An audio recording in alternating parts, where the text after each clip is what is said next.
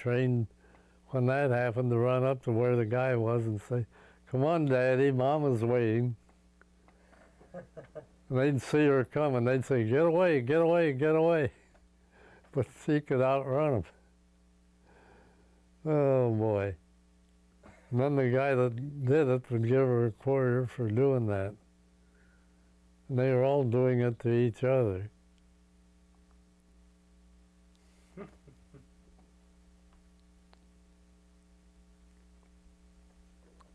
She must have had a good time. Oh yeah, they'd take her rides in the crash cars around the track and everything else.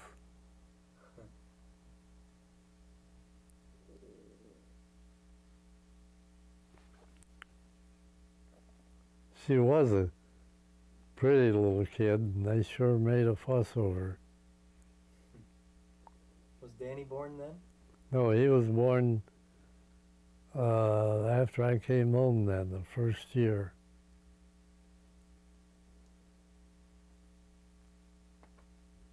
Did you like being on the road? Oh, I enjoyed the work, yeah. And until I had a family and a business to take care of, it was enjoyable. It was hard work. The last year I was out, for 16 days in August, I never saw a bed. And work all day, drive all night, and sleep in the car. Wears you out. That tires you out. And believe me, you didn't dare fool around. We had more cars than we did men, and if you didn't get off that track and get started toward the next town, if you fooled around, when you got to your car, you found they'd put a tow bar on it. You had one connected to the back of you. You had the tow. So when that show was over, everybody left.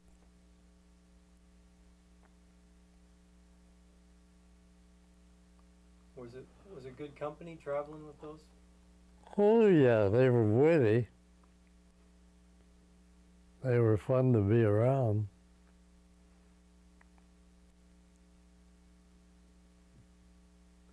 Oh, they all thought a lot of Bev. When I married Bev, she was for a long time the only wife around, and they hit on her. When they found out she wasn't interested, then it was the other way.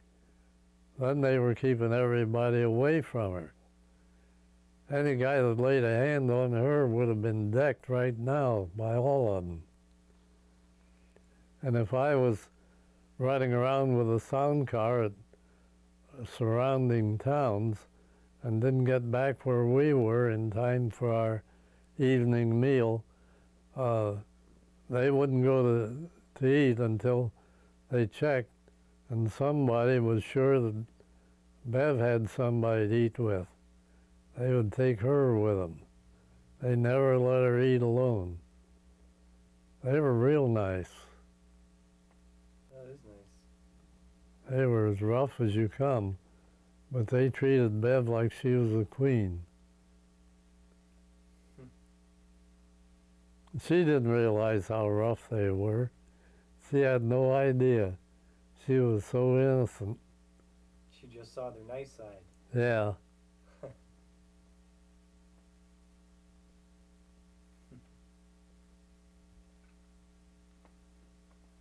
Well, they couldn't have treated her better if she were their sister. I feel sorry for any guy that got fresh with Bev when they were around. Because his next address would be the emergency room.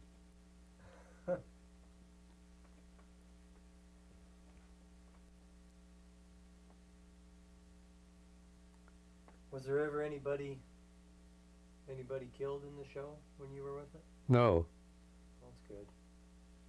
That would have been pretty hard to deal with, I think. Well, Teeter ended up being killed in the show in his hometown of Noblesville, Indiana. But everybody in the show figures it was on purpose. That he tried to do this truck jump, and he had to know that he didn't have enough speed to make the ramp on the other side. In fact, they were putting a belt in another car so he could change cars, and half of them weren't looking when it happened. They were working with that car. But he went up that ramp, and he was a good 15 miles an hour too slow. And the car fell between the truck and the ramp he was jumping at and just sort of sheared off the top of the car.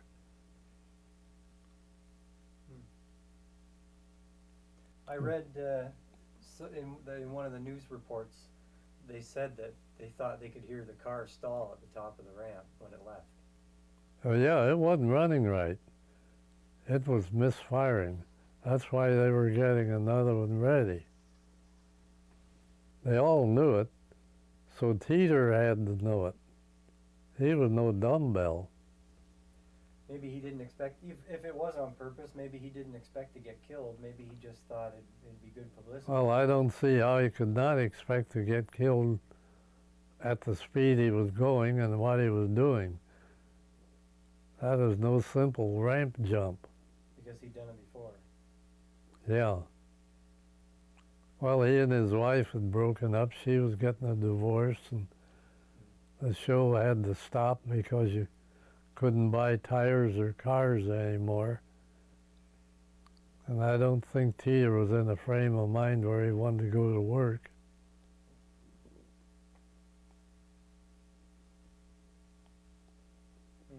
And he just nutty enough to think it was worth something to go out in what he thought was a blaze of glory.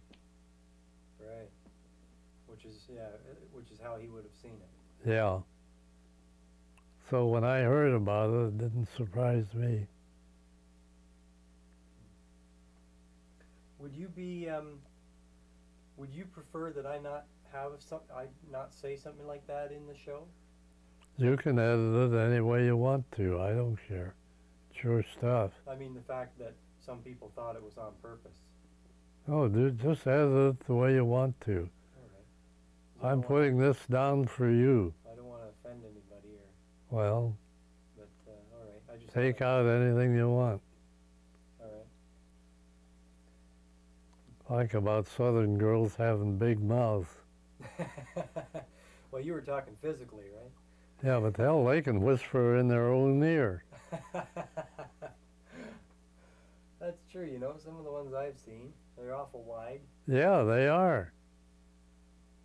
I wonder why that is. I don't know.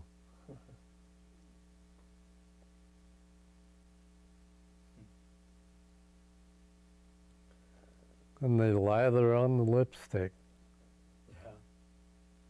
Makes it look even worse. I like his wife. All the guys from up north used to get her to say pear salad.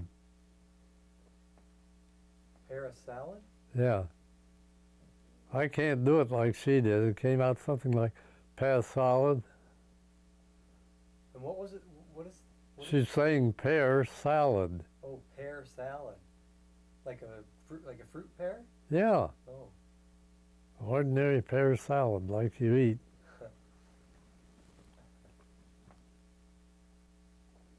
But her accent was so thick you could cut it with a knife. Were Teeter and Lynch their own promoter? Well, to a limited extent. Lynch was more than Teeter.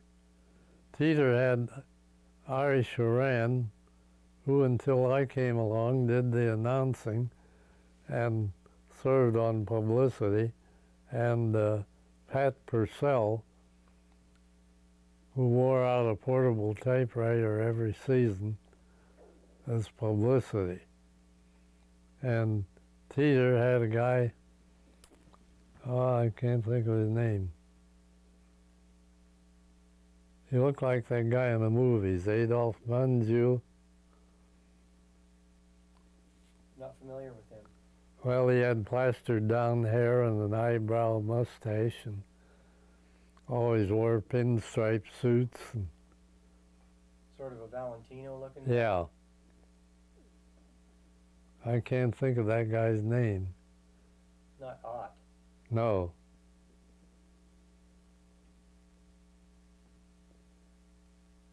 I think he was ultimately killed on the road somewhere. Who? This guy that Oh, Teeter had. Frank No, or Winkley? no, Frank Winkley owned the thrill show. Lynch bought him out.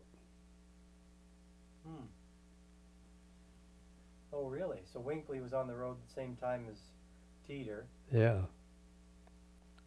And Lynch bought him out. Winkley was with us in 1939. With which show? With Lynch. With Lynch. And then he started his own? No, he had his own. Lynch bought the whole damn show. In 39. And he had a lot of small town fairs. And he got the Winkley crew, which they converted the Death Dodgers. They repainted the cars and got Death Dodger overalls. They had them work the small shows. Winkley's crew. Yeah.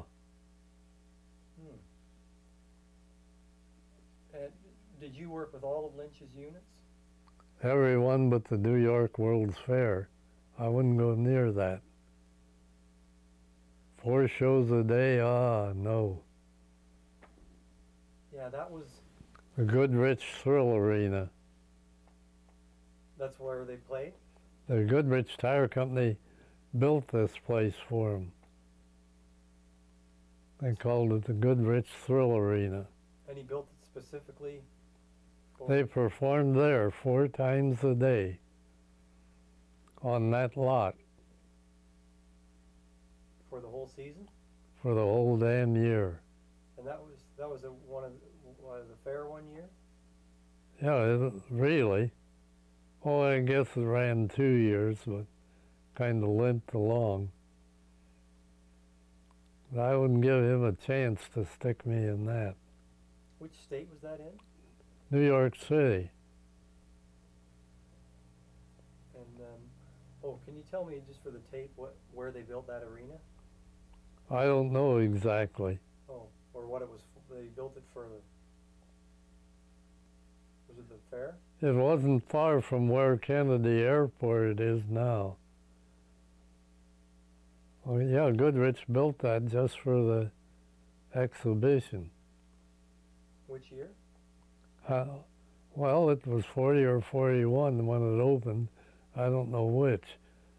I know it was running through 41. I think it opened late in 1940. I wouldn't bet on it.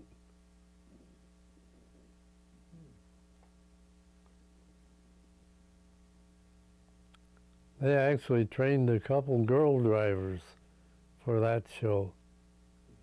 Really? Was one of them Anderson? No, they were Lynch's nieces. And what stunts did they do? What? What stunts did they do? Oh, the ramp jumps and that sort of thing. Into junkers? No, you never did ramp jumps and junkers. There were no junkers in the thrill arena. That was all new cars. They didn't do head-on crash and that. And the audience was too close. They get hit by flying debris.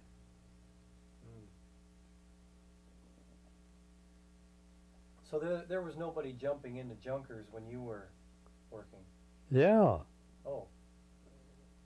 but they were not jumping using junkers in the thrill arena. Oh, okay. And I never worked in the thrill arena. I wouldn't go near New York. I wanted no part of it. Well, what did they try first, as you recall? Was it just jumping through the air, or? Well, as we said, the first thing they did was a rollover when the show started. And then after that, they did a board wall. And then they got doing ramp jumps. And when they started the ramp jumps, it was just for distance onto the ground? Yes. Lynch or Teeter never jumped from one ramp to another ramp. Never. They jumped from the ramp